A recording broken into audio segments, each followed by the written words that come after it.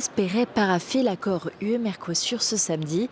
Les chefs d'État du bloc sud-américain posent finalement seuls, sans aucun représentant européen, pour l'ouverture de leur sommet.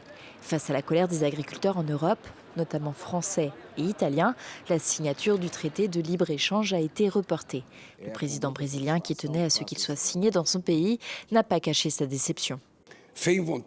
Sans volonté politique et sans courage de la part des dirigeants, ce ne sera pas possible de conclure une négociation qui traîne depuis 26 ans.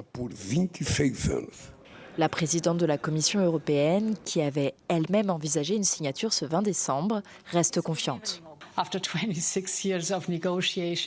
Après 26 ans de négociations, un retard de 3 semaines me semble tolérable. C'est incroyable que nous nous approchions de la conclusion de cet accord commercial si important. Et je suis convaincue que nous y parviendrons. Si le gouvernement allemand a d'ores et déjà jugé que la signature en janvier était acquise, rien n'est fait pour Emmanuel Macron. Nous n'y sommes pas et le texte n'est pas acceptable.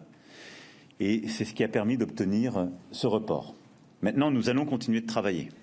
Travailler pour rassurer les filières qui s'alarment. Pour rappel, l'accord doit permettre à l'Europe d'exporter en Amérique du Sud plus de véhicules, de machines, de vins et de spiritueux et faciliterait l'entrée de la viande, du sucre, du riz, du miel ou encore du soja sud-américain.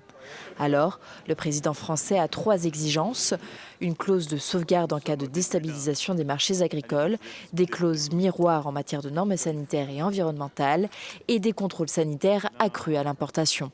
Selon plusieurs sources, la nouvelle échéance de la signature de l'accord serait le 12 janvier prochain au Paraguay, pays successeur du Brésil à la tête du Mercosur, qui a averti l'Union européenne que le temps pour signer cet accord n'était pas infini.